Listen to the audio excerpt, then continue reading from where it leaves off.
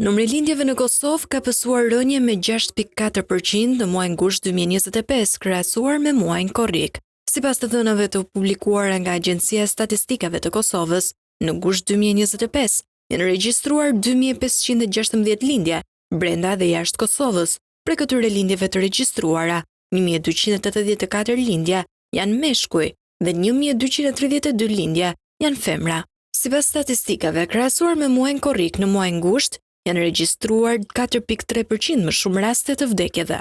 Sipas të dhënave, në muajin gusht janë regjistruar 914 raste të vdekjeve brenda dhe jashtë Kosovës.